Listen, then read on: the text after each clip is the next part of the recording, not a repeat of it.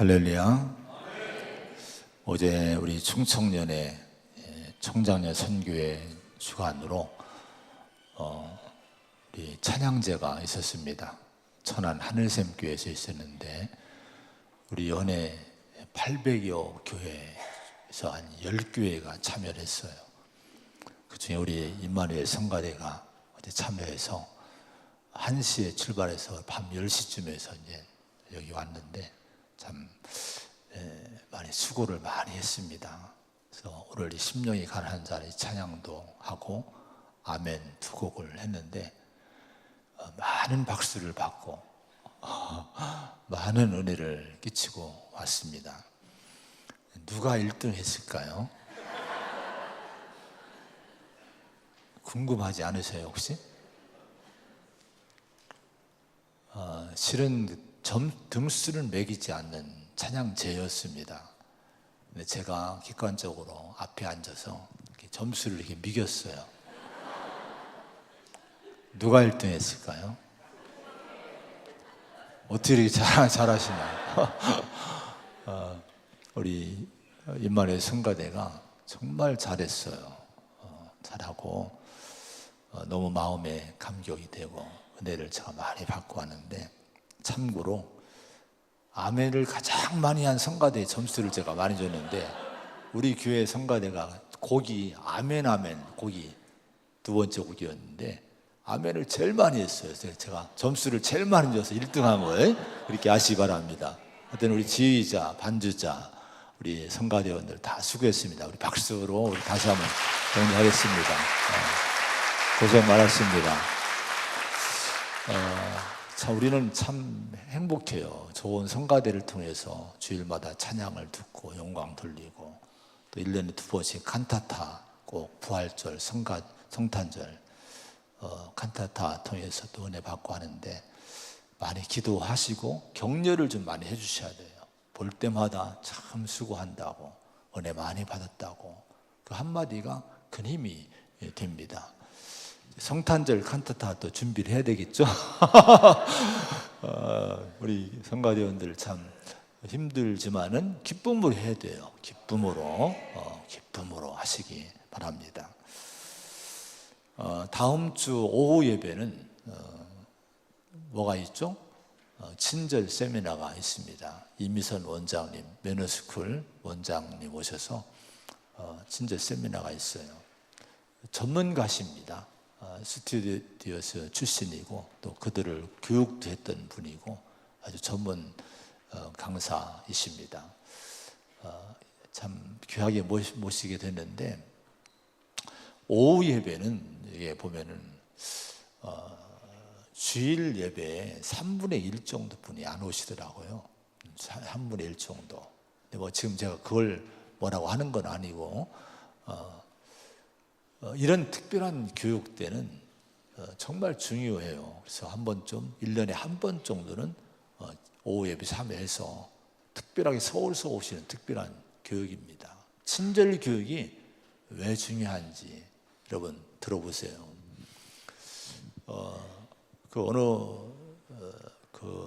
이제 분이 포르투갈의 리스본을 여행을 하고 온 다음에 출판사를 운영하는 분인데 친구들하고 리스본을 여행하고 와서 컬럼을 신문에 냈습니다. 근데 리스본이 가고 싶은 도시였는데 너무 정말 아름답더래요. 너무 아름다운데 더 마음에 감동 준 것은 사람들의 감동을 많이 받고 온 거예요. 길을 잃었는데 어느 분이 노인이 길을 안내해 주는데 그 목적지까지 안내해 주고 환하게 웃는 그 모습이 천사 모습 같더라는 거예요. 리스본 그 여행 카드가 있는데 아마 박물관도 관람하고 또 전철도 타고 아마 그런 카드 같아요.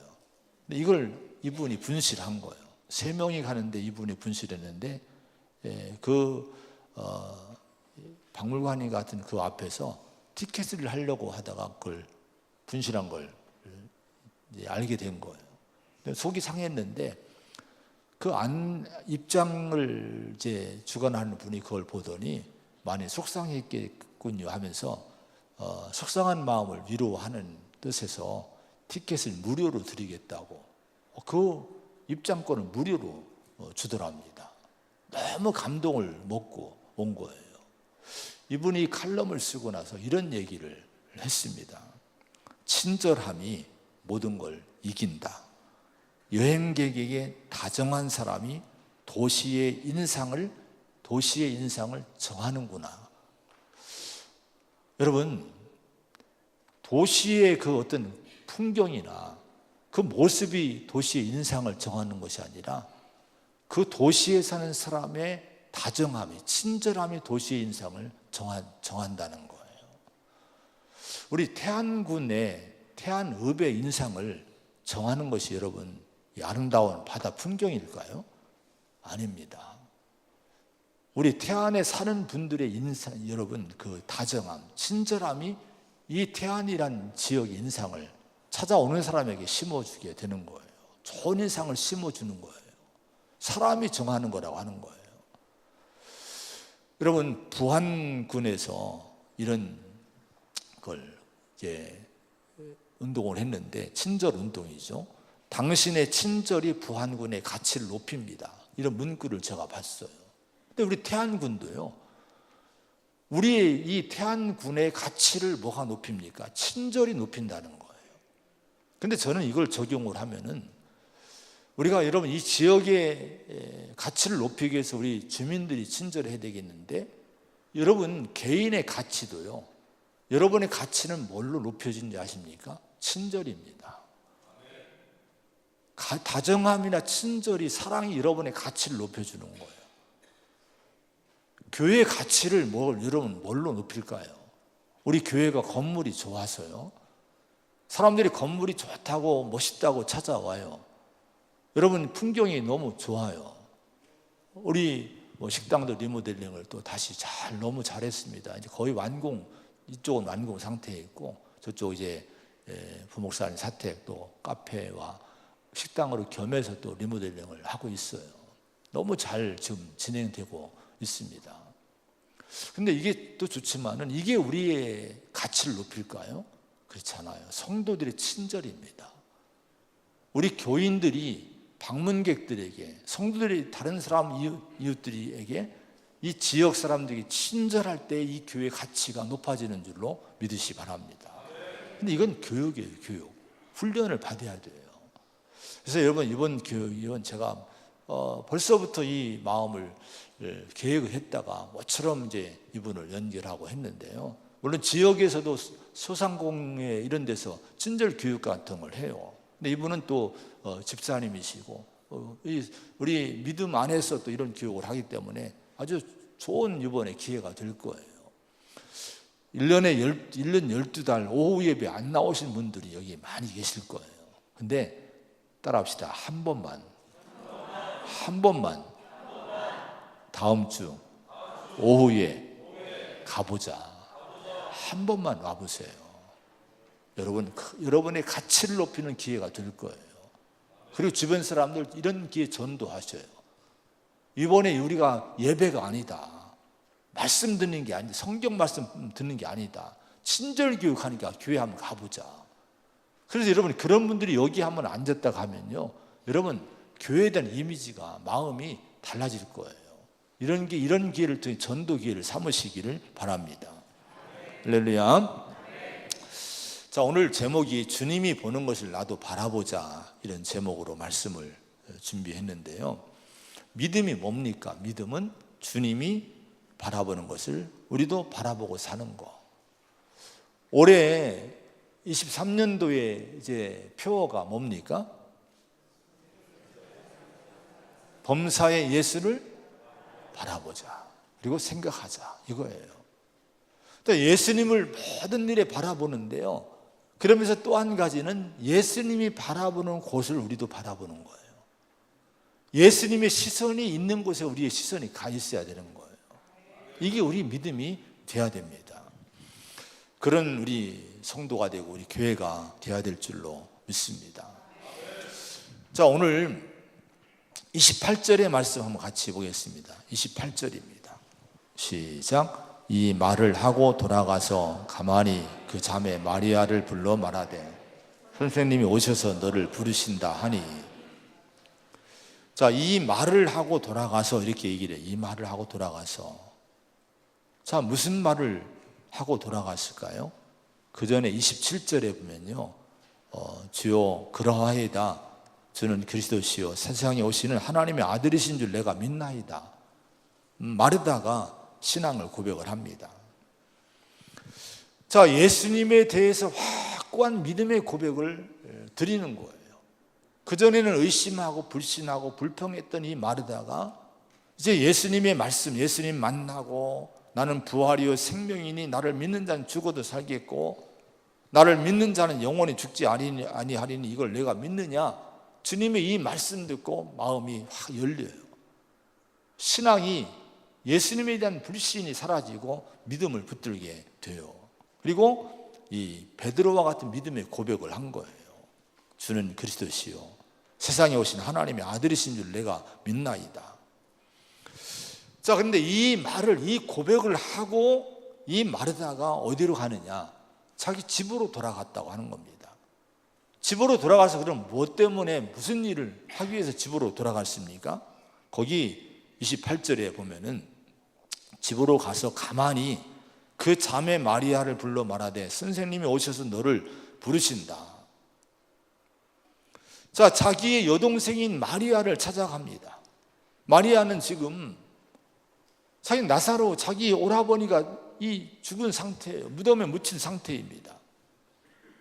자, 근데 이 예수님을 일찍이 불렀는데 오라고 했는데 이 아픈 그 병들었을 때에 예수님을 이게 전가를 보내고 했는데 주님이 어쩐지 오시지 않고 지연되다가 이 나사로는 죽고 무덤에 묻힌 거예요.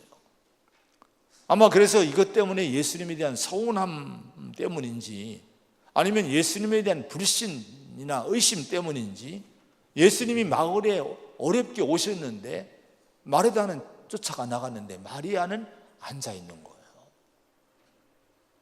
자, 이렇게 집안에 앉아 있는 예수님 맞이하지 않고 있는 이 마리아를 이 마르다가 은혜 받은 다음에 찾아갑니다. 그리고 예수님이 너를 부르신다. 이 마리아를 예수님에게 초청을 하는 거예요. 자, 우리는 여기서 예수님이 오셔서 너를 부르신다, 너를 부르신다는 이 말씀에서 우리가 어떤 은혜를 받아야 되는 거 아니? 먼저는 나를 향한, 여러분 자신을 향한 주님의 초청, 주님의 부르심의 음성을 들어야 됩니다. 지금 예수님은 누구를 부르십니까? 너를 부르신다는 거예요. 우리 자신을 부르신다고 하는 거예요. 뭔가 우리는 살면서 낙심에 빠지기도 하고 시험에 빠지기도 해요. 또 절망과 또 아니면 의심과 어떤 슬픔과 마음의 고통에 빠져있는 상태에 있을 수 있어요. 살다 보면 이런 일이 많아요. 자, 여러분 이럴 때 주님이 이런 우리를 부르시는 거예요. 주님이 너를 부르신다. 혹시 여러분 마음속에 의심이나 시험 든 분이 계십니까? 뭐 때문에 시험 들어서 주저앉아 있는 분들, 그럼 여러분 우리가 이런 때 우리 주님의 음성을 들어야 돼요. 주님이 나를 지금 부르시고 있는 거예요. 지금 이 자리에 나오신 여러분들은 실은 주님이 불러서 나오신 줄로 믿습니다. 주님의 부르심이 있었던 거예요. 온갖 여러분 문제 속에 허덕이고 살았지만은 오늘 이 자리에 우리를 주님이 초청하셔서 여기에 주님 앞에 앉게 하신 거예요.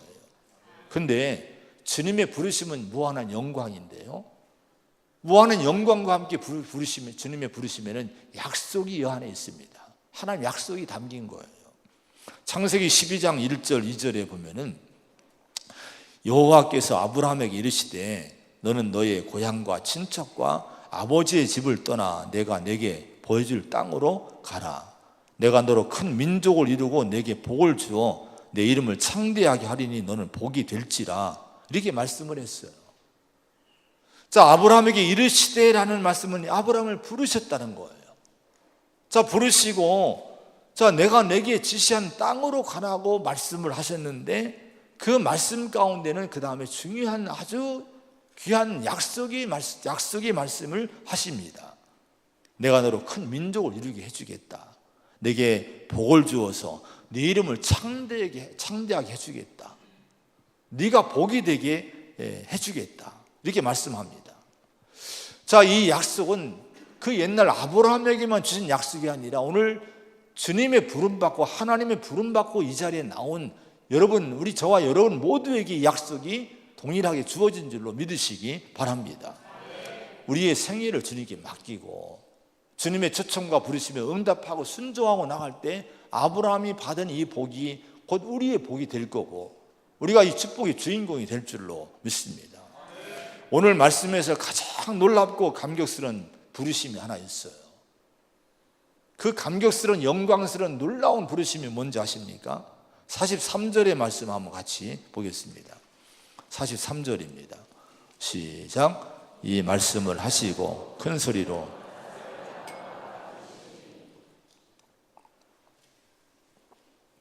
누구를 부르셨습니까? 나사로가 어떤 상태에 있어요? 죽었어요. 냄새가 납니다. 그래서 이제는 끝났다. 무덤에 넣어놓고 돌문을 막아놓고 다 이제 폐기 상태에 있는 거예요. 근데 예수님은 돌문을 치우게 하고 나사로를 부르시는 거예요. 자, 이 죽은 나사로, 죽은 자를 향해서 이 나사로를 향해서 나사로야 나오너라고 이 나사로를 부르시는 예수님의 이 마음을 우리가 예수님이 어떤 마음이신가를 여기서 읽어야 됩니다. 이 나사로를 부르신 예수님 마음은 포기하지 않으시는 하나님의 사랑, 예수님의 영원한 사랑의 마음이 담겨 있는 거예요. 여러분, 가족도 포기하고 사람도 막을 사람도 포기하고 이제는 다 끝났다고 포기하는데 주님은 아니란 거예요. 주님은 끝까지 포기하지 않고 이 나사로를 불러내시는 거예요. 우리가 여러분 이런 주님의 마음을 읽을 수 있고 이 마음을 깨달을 수 있는 그런 은혜가 있기를 바랍니다. 우리는 포기하고 내가 나를 포기하기도 하고 내가 다른 사람을 포기하기도 하고 이렇습니다. 근데 주님은 포기하지 않으셔요. 주님은 끝까지 우리를 불러주시는 분이에요. 오늘도 그 음성을 들으시기를 축원합니다. 결코 우리를 버리지 않으시는 분, 결코 포기하지 않으시는 분, 이분이 우리 주님이시고 그분이 저와 여러분 오늘 이 자리에 불러내신 거예요. 자, 이런 예수님의 마음을 안다면요, 우리는 어떤 환경이나 어떤 어려움에 빠져도 낙심하지 않습니다. 주님이 나를 포기하지 않으니 여러분 우리가 낙심할 게 뭐 있어요? 주님이 나를 부르시니 거기에 응답하면 우리 인생이 일어날 줄로 믿습니다. 이 믿음 가지고 주의 나를 부르시는 초청하신 그 음성을 내 가슴으로 마음으로 영혼으로 이 음성을 듣고 품으시기를 축원을 드립니다. 여러분, 그러면서 이제 말씀에 보면 28절에 보면 이런 말씀이 나와요. 자, 마리아를 불러 말하되 선생님이 오셔서 너를 부르신다 이렇게 얘기를 합니다. 자, 그러면 여러분 마리아를 찾아간 것은 뭡니까? 어디서 어떤 음성을 듣기를 원하십니까? 여러분 이웃을 찾아가서 초청하는 이런 이 마르다의 모습을 보면서 우리에게도 이런 사명을 주시고 있음을 이 말씀을 통해 우리가 깨달아야 돼요. 자, 분명히 예수님은요 슬픔에 빠져있고 절망에 빠져있고 서운함에 시험이 들어서 주저앉아 있는 마르다를 보내서 부르시고 있지 않습니까? 이건 뭐예요? 여전히 그를 사랑한다 하는 거예요. 자, 지금 우리 주변의 사람들을 보세요. 누군가 시험에 빠져서 주저앉아 있는 분들이 많이 있을 거예요. 제가 가끔 이 교인들 명단을 보고 또 예전에 그 명단을 보고 하면은 많은 분들이 주저앉아 있는 분들이 있더라고요. 안타까운 마음이 있어요. 근데 우리는 여러분 교회도 포기하고 성도도 포기하고 가족도 포기할 수 있는데요, 주님은 그를 포기하지 않는다는 거예요. 여러분, 그래서 마르다를 보내서 여러분 그 마리아를 부르시는 거예요. 그래서 여러분 마르다는 그 주님의 마음을 알고 주님의 마음을 품고 마리아를 찾아간 거예요. 우리가 여러분 누구를 봐야 됩니까? 우리 시선이 어디 가 있어야 됩니까? 마르다는요 예수님의 시선이 가 있는 걸 알았던 거예요. 이 마리아에게 가 있구나 예수님이. 자, 오늘도 여러분 주님이 바라보시는 그 불신자들, 그 낙심한 자들, 그 시험에 빠진 자들, 주님이 그들을 지금도 바라보고 있음을 알아야 됩니다. 우리만 보고 있는 게 아니에요.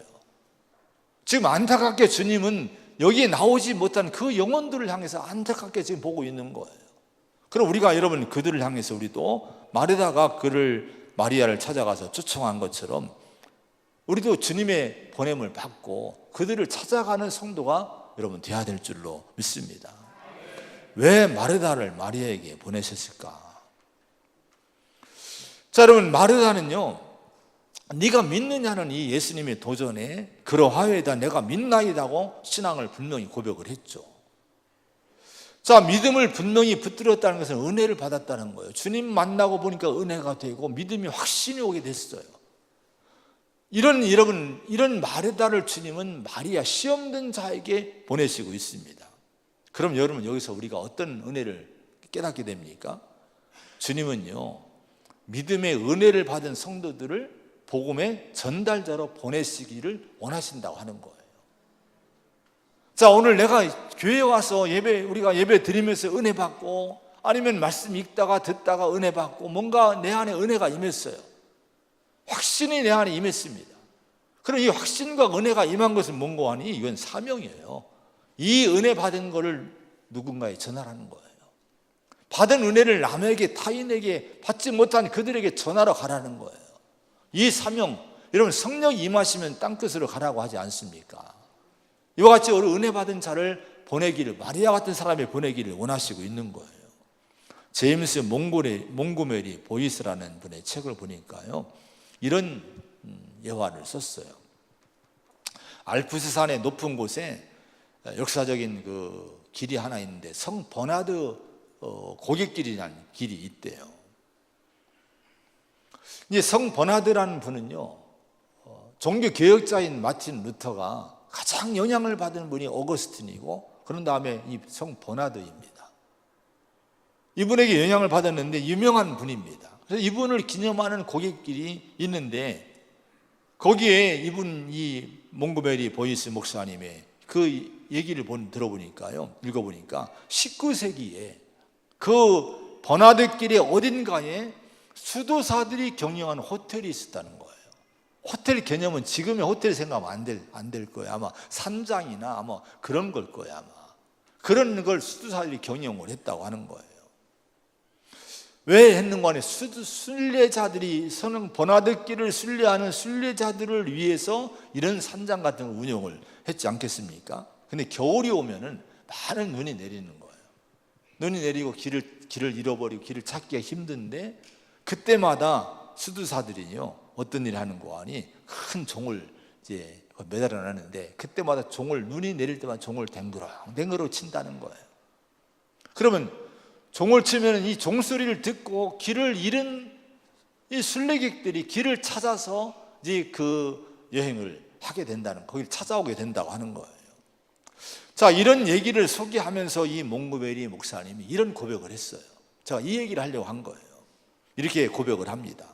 저도 바로 그러한 일을 하고 싶습니다. 저도 종을 울리고 싶습니다. 이런 고백을 했습니다. 여러분, 인생길에는 수많은 문제가 있지 않습니까? 눈이 내려서 그 길을 덮어버리고 길을 없애버리고 길을 찾지 못하게 하듯이 많은 문제들이 내리게 되고, 그 문제 때문에 인생은 사람들이 길을 잃어버리는 거예요. 얼마나 많은 사람들이 길을 잃고 살고 있습니까? 여러분, 바로 그런 그들에게 길을 여러분 찾도록 해주는 종이 우리에게는 있는 거예요. 그 종이 뭡니까? 여러분, 복음입니다. 하나님 말씀입니다. 십자가의 복음이 예수님이 그 종인 줄로 믿으시 바랍니다. 우리는 그 종을 울려야 되는 거예요. 복음을 전하는 사람이 되어야 되는 거예요. 여러분, 우리가 이런 사명을 우리가 받았음을 잊지 말고요, 이 사명을 위해서 복음의 종을 울리는, 복음을 전하는 그런 성도, 이 마르다 같은 성도가 되시기를 축원을 드립니다. 그런데 28절에 다시 보면요, 거기 보면은 이렇게 얘기를 해요. 가만히 그 자매 마리아를 불러 말하되, 이렇게 가만히 이렇게 불러 말했다 얘기합니다. 다른 성경에 보니까 이렇게 얘기합니다. 마리아를 불러 귓속말로 얘기했다. 귓속말로. 거기 조문객들이 많이 있는데, 위로자들이 많이 있는데 그들에게 같이 얘기한 것이 아니라 마리아를 불러낸 거예요. 그리고 귓속말로 선생님이 너 부르셔, 마리아야 예수님이 너 부르신다, 이 얘기를 마르다가 해준 거예요. 이건 뭐를 얘기합니까? 막연한 초청이 아니란 거예요. 한 영혼, 한 사람을 지목해서 이 사람을 향해서, 이 마리아를 향해서 예수님의 음성을, 말씀을 전한 거예요. 주님이 너를 초청한다, 주님이 너를 부르신다. 개인적인 초청을 여러분 마르다가 했다고 하는 거예요. 전도는 이래야 됩니다. 막연하게 여러분 교회 다녀야 돼, 이렇게 끝나면 안 됩니다. 우리 마음속에 감동이 오면요, 성령이 우리 마음에 감동 주면 그 한 사람을 찾아가서 그의 영혼을 향해서 예수님이 초청의 말씀을 전해야 됩니다.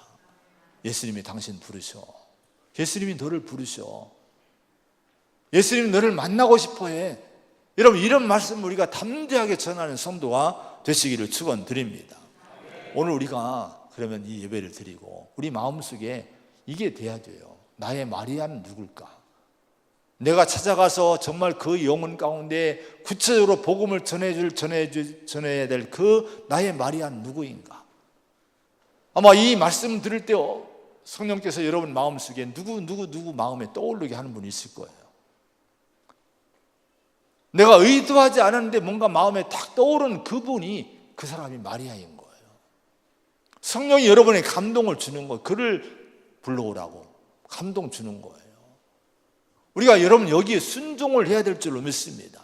마음에 감동 주는데 순종하지 않으면요, 그 영혼 구원받지 못해요. 우리가 순종하고 가서, 찾아가서 우리가 복음을 전하고 구원하는 것은 하나님이시니 우리가 결과까지 염려하지 말고 듣든지 아니 듣든지 우리는 예수님이 너를 부르셔, 이 얘기를 꼭 전해주시기 바랍니다. 하나님 역사가 반드시 있을 줄로 믿습니다. 39절의 말씀 한번 읽어봅니다. 39절 시작. 이르시되 돌을 옮겨 놓으라 하시니 그 죽은 자의 누이 마르다가 이르되 주여 죽은 지가 나흘이 되었음에 벌써 냄새가 나나이다. 나사렛의 무덤을 찾아갔습니다. 예수님이 무덤에 돌을 이미 다 막아놨어요. 근데 주님이 돌을 옮겨 놓으라, 돌을 치우라고 명령을 하셔요. 요청을 하셔요. 그러니까 마르다가 뭐라고 합니까? 주여 죽은 지 이미 나흘이 되었으면 냄새가 나나이다. 이게 안 된다는 거예요. 뭐하러 돌문을 여냐 이거예요. 이미 다 끝난 상황인데. 자, 그때 하신 말씀이 40절의 말씀이에요. 40절 한번 읽어봅니다. 시작. 예수께서 이르시되 내 말이 내가 믿으면 하나님의 영광을 보리라 하지 아니하였느냐 하시니 내 말이 자, 여러분, 내 말이 내가 믿으면 하나님 영광 보리라 하지 아니하였느냐. 근데 보세요. 내 말이 내가 믿으면 무슨 얘기예요? 주님이 이 말씀 하셨다는 거예요. 언제 이 말씀 했습니까? 네가 믿으면 영광을 보리라고 말씀했다는 거예요. 자, 3절 4절에 보니까 이렇게 말씀합니다. 또 3절 4절 한번 또 읽어봅니다. 자, 앞에 있는 거 전에 우리가 봤던 말씀 시작. 이에 그 누이들이 예수께 사람을 보내어 이르되 주여 보시옵소서 사랑하시는 자가 병들었나이다 하니 예수께서 들으시고 이르시되 이 병은 죽을 병이 아니라 하나님의 영광을 위함이요 아들이 이로 말미암아 영광을 받게 하려 함이라 하시더라. 할렐루야. 이미 이 말씀을 마르다와 마리아가 자기 그 오라버니 나사로가 병들었을 때에 사람을 보낸 거예요. 보내서 신부로 보냈을 때 예수님이 그 얘기를 해준 거예요. 믿으면은 영광을 보리라. 이 병은 죽을 병이 아니라 하나님 영광을 위한 병이다. 이렇게 얘기를 해주신 거예요. 근데 그럼에도 불구하고 어떻게 진행이 됩니까? 나사로가 죽는 거예요. 무덤에 묻힌 거예요.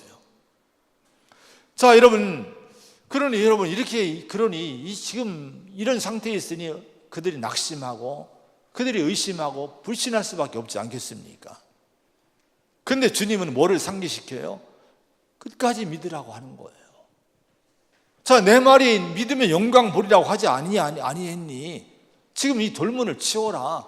지금 이렇게 주님이 요청을 하신 거예요. 여러분, 여기서 돌문을 치우라는 도전이 뭡니까? 이것은요, 우리 안에 있는 불신과 의심의 이런 이 돌문을 치우라는 거예요. 주님은 뭐를 바라보고 계십니까?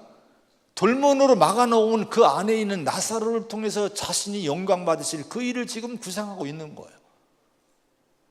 여러분, 죽은 나사로를 보신 것이 아니라 살리실 나사로를 보고 있는 거예요.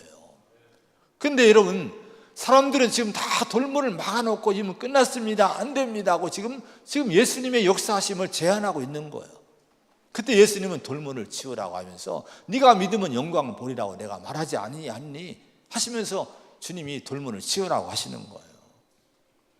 여러분, 우리가 주님의 역사를 보기를 원하시면은, 주님의 영광과 은혜를 체험하려면 우리 마음에 있는 불신과 의심의 돌문들이 치워져야 될 줄로 믿습니다. 요한복음 11장에 보면요, 예수님의 생명의 말씀들이 많이 선포돼요. 계속해서 주님은 말씀하십니다. 영광을 받게 할 거다. 그리고 내가 깨우러 간다. 또 나를 믿는 자는 영원히 죽지 아니하니니 부활에 대한 말씀을 하시고, 또 영광을 보리라 하지 아니했느냐, 계속 이런 말씀을 하셔요. 이게 생명의 말씀이지 않습니까? 근데 예수님의 생명의 소리와 함께 이 11장에 보면요, 무슨 소리가 자꾸 또 겹치는 거 아니, 인간의 소리, 불신의 소리, 예수님의 예수님을 향한 믿음을 가로막는, 믿음을 여러분 깨트리는 이 불신의 소리들이 자꾸 들려옵니다. 이게 두 개가 자꾸 이게 부딪히고 있는 거예요. 저자들이 뭐라고 합니까? 깨우러 가자고 하니까, 아니 방금도 유대인들이 돌로 치려했는데 또 그리로 가려 하십니까? 못 간다는 거예요. 안 된다는 거예요. 또 마르다나 마리아가 주님 여기 계셨더라면 하면서 주님을 자꾸 원망하지 않습니까? 왜 인제 왔습니까? 너무 늦었습니다. 자꾸 불신의 얘기를 하고 있지 않습니까? 벌써 냄새가 나나이다. 자, 여러분, 이렇게 여러분 두 가지 얘기, 예수님의 말씀과 사람의 얘기가 자꾸 부딪히는데요, 그때 주님이 뭐라고 말씀하시는 거예요? 돌을 옮겨 놓으라. 이건 뭐를 얘기합니까?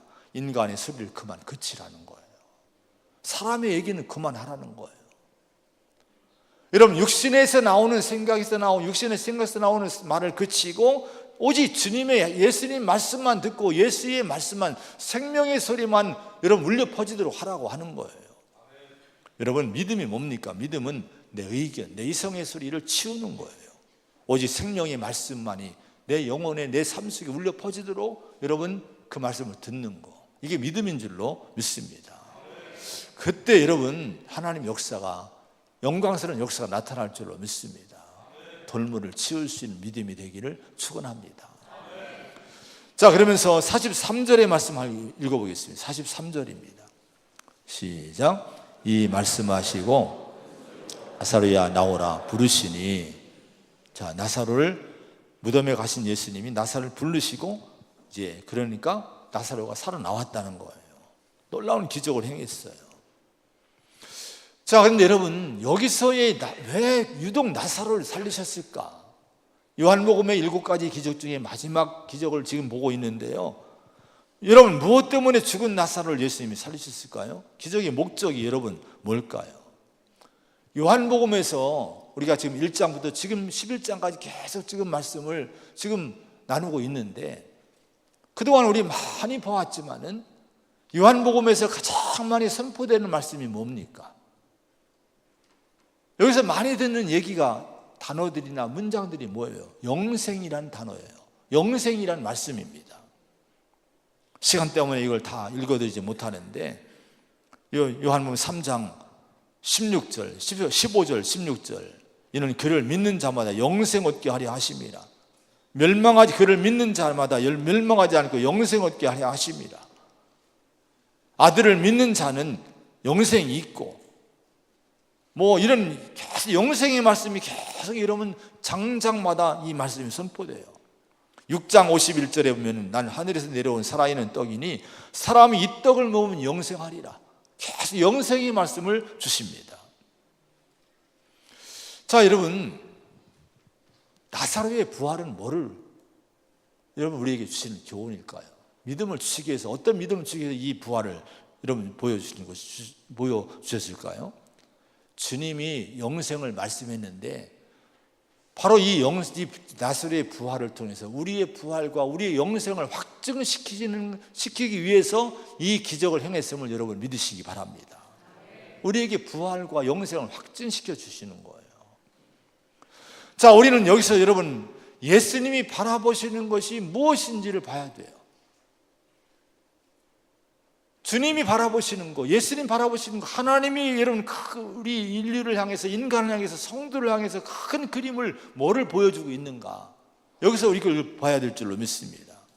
예수님이 바라보시는 것은요, 큰 계획과 목적은요, 죄와 사망에 빠진 인간을 구원해서 영생을 얻게 하고 그 영생을 통해 영원한 나라의 축복을 누리게 하기 위해서 우리 하나님은 우리에게 이런 계획 속에 우리를 지금 구원해 내신 거예요. 예수님이 오신 목적이 뭡니까? 하나님이 그 독생자를 보내신 이유가 뭡니까? 다른 이유가 아니에요. 우리가 먹고 마시고 입는 문제 때문에 예수님이 오셨습니까? 이게 아니라 영원한 생명, 죄와 사망 아래 매여 있는 우리를 구원해서 영생을 누리게 하기 위해서 우리 주님이 오신 줄로 믿으시기 바랍니다. 건축의 과정을 보면은 우리 건축을 어떻게 합니까? 건축은 일단 설계를 해요. 설계를 하고 나면 설계를 중심으로 가지고 조감도가 그려져요. 제 목양실에는 우리 소망교회 건축할 초기에 처음에 그려놓은 조감도가 있어요. 그림이 있습니다.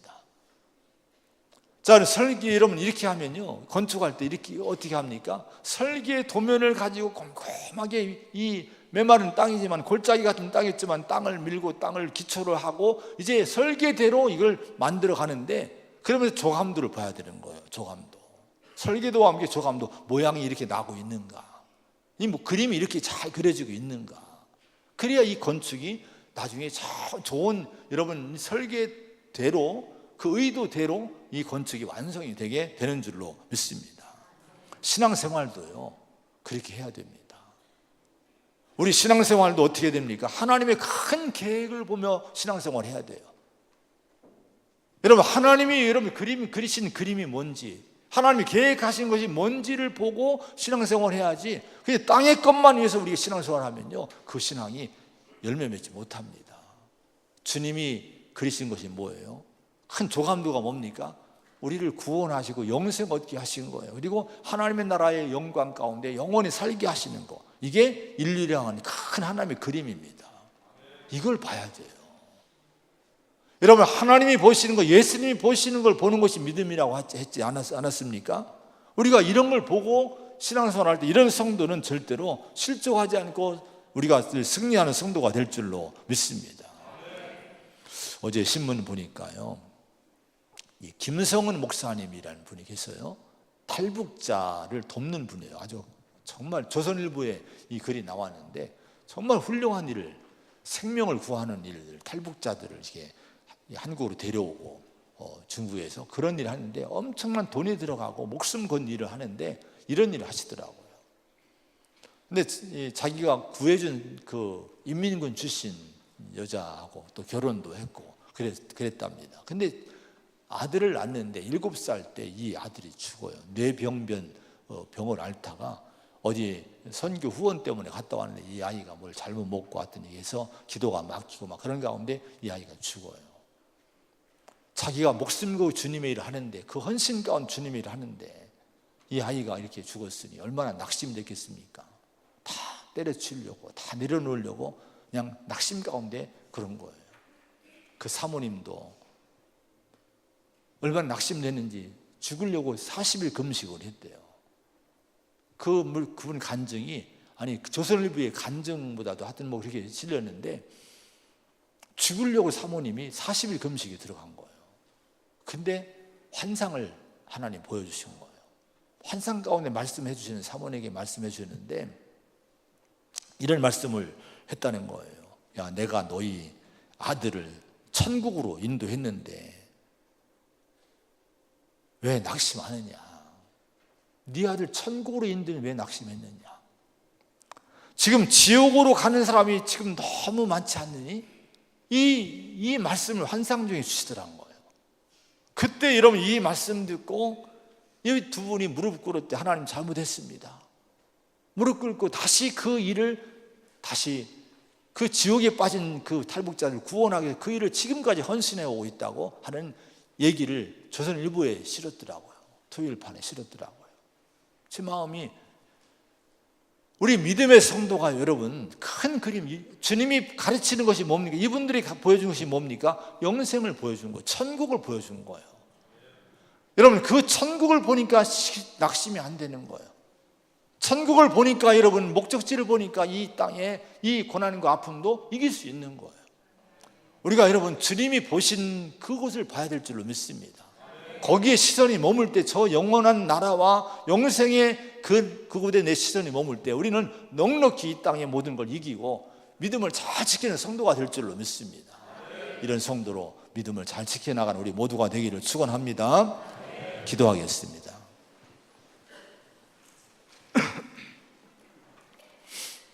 하나님 아버지, 감사합니다. 오늘 저희들에게 주님의 은혜를 주시고 믿음 안에 살게 하시니 감사합니다. 주님이 보시는 걸 우리가 보고 사는 저희가 되어야 될 줄로 믿습니다. 특별히 아버지 하나님, 우리가 영혼 구원을 위해서 누구를 구원하기를 원하실지 애타게 지금 찾고 있는 그 영혼, 우리도 거기에 우리 관심이 가 있게 하여 주옵소서. 낙심한 자, 씨 없는 자, 주저앉아 있는 자들 찾아가야 될 줄로 믿습니다. 너를 부르신다고, 예수님이 너를 부르신다고 우리가 분명하게 초청하고 우리가 전도하게 하여 주시옵소서. 돌문을 치우라고 했으니 부정적인 걸 치우기 원합니다. 인간의 소리를 치워내야 될 줄로 믿습니다. 주의 말씀, 영원한 생명의 말씀이 선포될 때 내 인생 가운데 하나님의 영광이 나타날 줄로 믿습니다. 주님, 무엇보다도 영생을 바라보고 천국을 바라보기 원합니다. 부활의 주님, 우리 앞서가신 주님 바라보면서 이 땅에 어떤 고난과 아픔도 이겨낼 수 있는 우리 든든한 성도가 되게 하시고, 정말 하나님의 역사에 우리가 아버지여 영원한 소망 가지고 적극적으로 참여하고 일할 수 있는 하나님의 일꾼들 되게 하여 주시옵소서. 감사합니다. 예수님의 이름으로 간절히 기도하옵나이다. 아멘. 찬송 491장 부르시면서 준비한 예물 봉헌드립니다.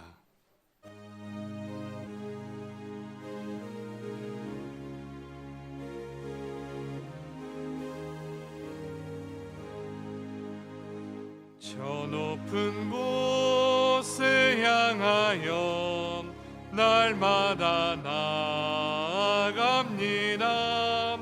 내 뜻과 정성 모아서 날마다 기도합니다. 내 주여, 내 맘 붙드사 그곳에 있게 하소서.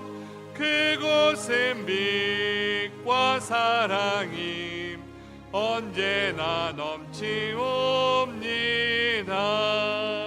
괴로움과 죄가 있는 곳 나비로 여기 살아도 빛나고 높은 저곳을 날마다 바라봅니다. 내 주여, 내 맘 붙드사 그곳에 있게 하소서. 그곳은 빛과 사랑이 언제나 넘치옵니다.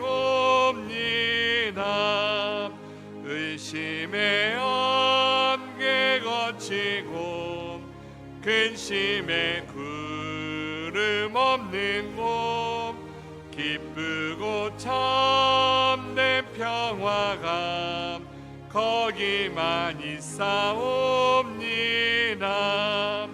내 주여, 내 맘 붙드사 그곳에 있게 하소서. 그곳은 빛과 사랑이 언제나 넘치옵니다.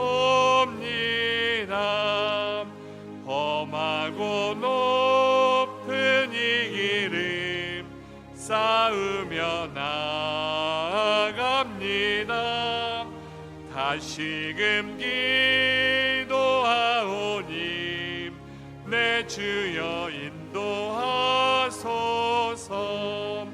내 주여 내 맘 붙드사 그곳에 있게 하소서. 그곳은 빛과 사랑이 언제나 넘치옵니다. 내 주를 따라 올라가 저 높은 곳에 으뜰서 영원한 복락 누리며 즐거운 노래 부르리. 내 주여 내 맘 붙드사 그곳에 있게 하소서. 그곳은 빛과 사랑이 언제나 넘치옵니다.